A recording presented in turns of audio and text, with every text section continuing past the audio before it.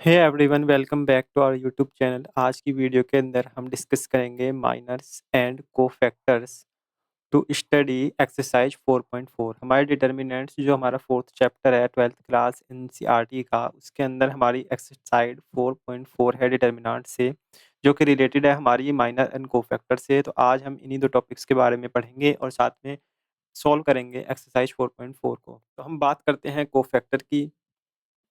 Late A B a matrix, then cofactor corresponding to the element aij is defined as is denoted by aij and defined as aij is equal to minus 1 की power I plus j into में mij, where mij is the minor corresponding to the element a11।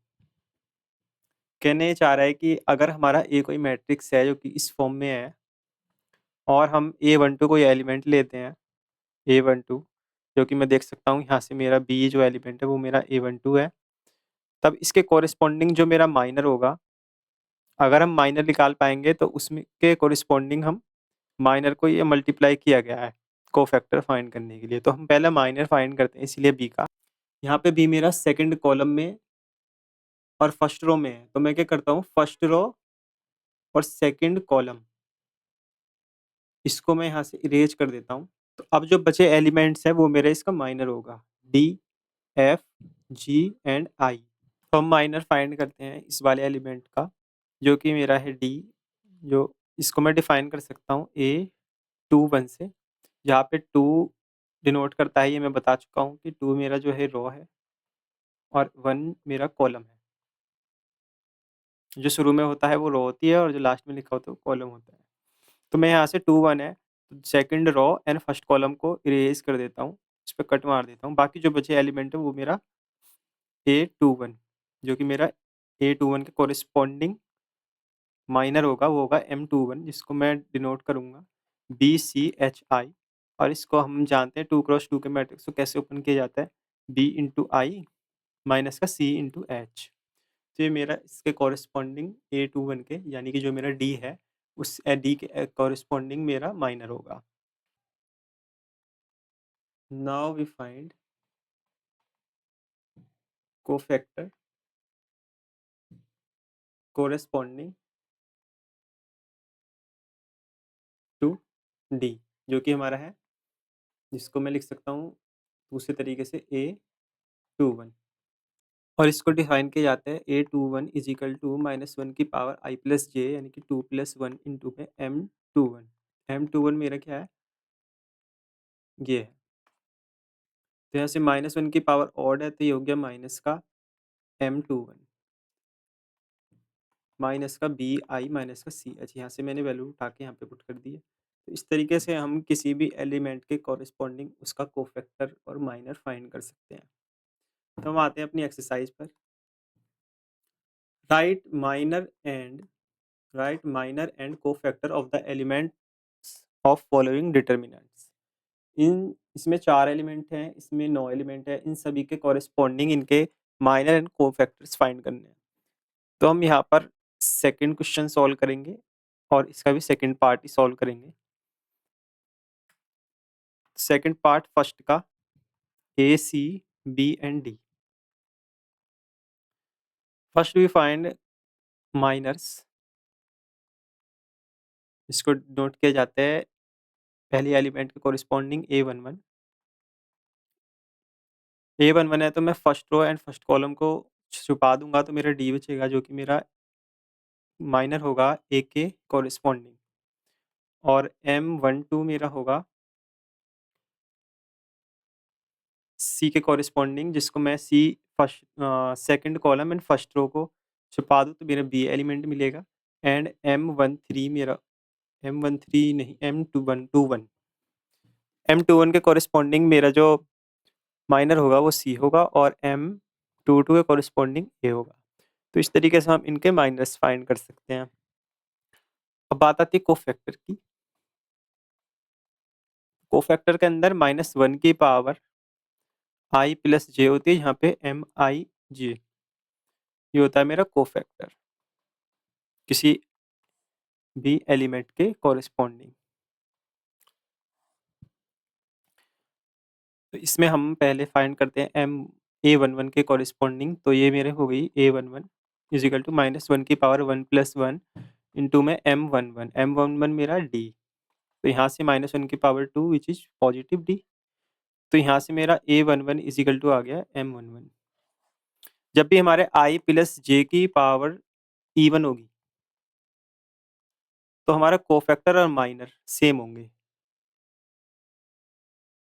और अगर I + J की power odd होगी तो उनके m जो हमारा जो कोफैक्टर आएगा वो नेगेटिव होगा, नेगेटिव m होगा। इस तरीके से हम इनकी वैल्यूज को फाइंड कर सकते हैं। हम सेकंड क्वेश्चन के सेकंड पार्ट को सॉल्व करते हैं। इसमें जो हमारा A11 एलिमेंट है वो 1 है। इसके कॉरेस्पॉन्डिंग हम कोफैक्टर फाइंड करते हैं।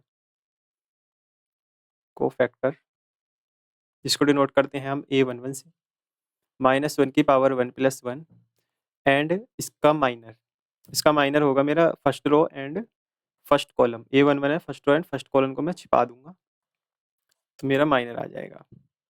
फर्स्ट रो फर्स्ट कॉलम को मैंने छिपा दिया, मेरा माइनर बचा ये 5 -1 1 एंड 2। इसको मैं अब ओपन कर लूंगा। -1 की power E1 which is 1 and 5 to the 10 -1 this is 11। इस तरीके से हम फाइंड कर पाएंगे अपने कोफैक्टर को। अब हम फाइंड करते हैं कोफैक्टर फॉर कॉरेस्पॉन्डिंग टू 2 जो कि मेरा है A31 -1 की पावर 3 + 1 और इसका माइनर होगा मेरा ये वाला पोर्शन जो कि मेरा है 1 0 3 एंड 5। यहाँ से 3 + 1 अगेन इज इवन, सो ये तो पॉजिटिव हो गया, तो 5 माइनस का 3 5 माइनस का 0 इज इक्वल टू 5। ये मेरा A31 जो एलिमेंट है उसके कोरिस्पॉन्डिंग कोफैक्टर आ गया है 5। इस तरीके से हम हर एक एलिमेंट के कोरिस्पॉन्डिंग उसका कोफैक्टर माइनर फाइंड कर पाएंगे। हम आते हैं नेक्स्ट क्वेश्चन पर। क्वेश्चन नंबर 3, दो पार्ट्स हमारे हो चुके हैं, question number 1 and 2। Using cofactor of elements of second row के एलिमेंट्स को कोफैक्टर के रूप में यूज करना है और फाइंड करना है डिटर्मिनेंट। डिटर्मिनेंट तो हम फाइंड करना जानते ही हैं। डिटर्मिनेंट फाइंड करने के लिए 2 के कोरिस्पॉन्डिंग 2 जो हमारा एलिमेंट है, पहले तो हम इसकी पोजीशन चेक करते हैं, किसके एलिमेंट की कहाँ पे पोजीशन है। तो इसने बोला हमसे इन एलिमेंट्स को छोड़कर इनके कोरिस्पॉन्डिंग हमें फाइंड करना है, इन 3 एलिमेंट्स की। तो इसकी पोजीशन हमारी आती है A21 A22 A23। इसमें A21 जो है -1 की पावर 2 + 1 विच इज ऑड, तो ये -1 इंटू में इसके कोरिस्पॉन्डिंग इसका माइनर, ये हो गया मेरा इसका कोफैक्टर। ऐसे ही A22 के लिए करूँगा तो ये तो पॉजिटिव पावर हो जाएगी, -1 की पावर 4 हो जाएगी जो कि 1 है, ये हो गया मेरा M22 के इक्वल। एंड A23 पर मैं बात करूँ तो ये हो गया -1 की power 5 again which is minus का M23। इस तरीके से हम वैल्यूज को फाइंड करेंगे, यानी कि जो मेरा 2 है उसको मैं -2 लिखूंगा क्योंकि वो नेगेटिव M21 है। M21 की वैल्यू क्या है? M21 की वैल्यू मेरी यहाँ से फाइंड होगी। मैं सेकंड रो और फर्स्ट कॉलम को डिलीट करूंगा M21 के लिए, तो मुझे जो एलिमेंट मिलेंगे ये मिलेंगे। ठीक है, 3 8 एंड 2 3 प्लस का साइन क्योंकि ये पॉजिटिव है मेरा A22 क्या है 0 है, 0 के साथ में कुछ भी करूँ उससे कोई फर्क नहीं पड़ता। अगेन एलिमेंट 1 है जिसके कोफैक्टर मेरा माइनस आ रहा था, तो इसलिए मैं यहाँ पे माइनस साइन पहले ही लगा दिया है और इसके कॉरिस्पॉन्डिंग इसका माइनर देखते हैं 1 के कॉरिस्पॉन्डिंग, इसको डिलीट कर दिया तो बचा 5 3 एंड 1 2। तो यहाँ से माइनस का 2 इंटू में 3 3 जा 9 माइनस का 16 एंड -1 इंटू में 5 2 जा 10 माइनस का 3 this is 9 minus 16 which is minus का 7 और माइनस का 7 इंटू माइनस का 2 विच इज़ 14 माइनस का 7 विच इज़ 7। जो डिटर्मिनेंट की वैल्यू आई वो आई 7। आप किसी भी रो या कॉलम के कॉरस्पॉन्डिंग कर सकते हैं इस तरीके से, लेकिन वैल्यू डिटर्मिनेंट की हमेशा सेम ही रहती है। इस तरीके से हमारा क्वेश्चन 3 जो है सॉल्व होता है और यहाँ से हम अगले क्वेश्चन पर आते हैं 4 पर। तो 4th क्वेश्चन में हमें बोला गया कि using cofactor of elements of third column evaluate determinant of this matrix या डिटर्मिनेंट। तो करते हैं इस थर्ड कॉलम के अलोंग। थर्ड कॉलम में पहले हम चेक कर लेते हैं कि ये हमारा एलिमेंट आएगा A13 ये नहीं कि ये हमारा हो गया E1, तो इस पे तो कोई प्रॉब्लम नहीं है, माइनस साइन नहीं आएगा यहाँ पे। और ये एलिमेंट होगा हमारा A21 A22 A23, तो ये हमारा ऑड है, तो यहाँ पे आएगा नेगेटिव साइन, तो इसलिए हम नेगेटिव लगा दिया पहले। A33 ये पॉजिटिव है, इस पर कोई फर्क नहीं पड़ता, ये इवन है। तो वाई जेड के कॉरेस्पॉन्डिंग करते हैं, जो हमारा फर्स्ट एलिमेंट है थर्ड कॉलम का, इसके कॉरेस्पॉन्डिंग माइनर होगा ये 1 1 वाई जेड माइनस का जेड एक्स माइनस का मैंने इसलिए लिया क्योंकि ये ऑड आ रही है, इसकी पावर -1 की पावर 2 + 3 करनी है, ये ऑड आ रही है तो -1, तो इसलिए -1 की मल्टीप्लाई कर दी मैंने। और इसे कॉरेस्पॉन्डिंग मेरा माइनर होगा 1 1 x z plus y z के कॉरेस्पॉन्डिंग होगा ये 4 एलिमेंट्स 1 1 एक्स वाई। यहाँ से इनको मल्टीप्लाई कर देते हैं हम, वाई जेड ओपन करने के बाद में जेड माइनस का वाई माइनस का जेड एक्स इंटू में वाई माइनस का जेड माइनस का एक्स प्लस का वाई जेड इंटू में वाई माइनस का एक्स। इसको मल्टीप्लाई कर देते हैं, वाई जेड स्क्वायर माइनस का वाई स्क्वायर जेड माइनस का जेड स्क्वायर एक्स प्लस का जेड एक्स स्क्वायर प्लस का वाई स्क्वायर जेड माइनस का x y z cancel out, z square x Z square, ये तो ये बचे ये एलिमेंट्स, ये 4 एलिमेंट्स, तो ये हमारे हो गए डिटर्मिनेंट की वैल्यू।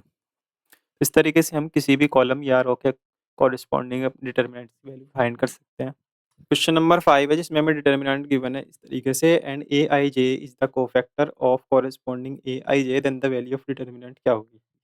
तो A11 मेरा एलिमेंट है, इसके कॉरेस्पॉन्डिंग अगर हम एक्सपेंड करें तो इसका A11 का जो हमारा माइनर होगा A22, ये 4 एलिमेंट्स होंगे, तो उसकी मल्टीप्लाई मैं A11 में कर देता हूँ प्लस A12 इंटू में A12 के कॉरेस्पॉन्डिंग जो मेरा माइनर निकलेगा वो ये निकलेगा, ये 4 एलिमेंट्स, जो कि मैं जानता हूँ कि A21 को मैं कैसे डिफाइन करता हूँ, -1 की पावर A21 इंटू में M21, तो यही तो मुझे मल्टीप्लाई करना है इसमें, जब भी तो मेरी ये वैल्यू बनेगी। तो मैं यहाँ पे A12 मल्टीप्लाई कर देता हूँ, इसी तरीके से A13 के लिए करूँगा तो A13 हो जाएगी।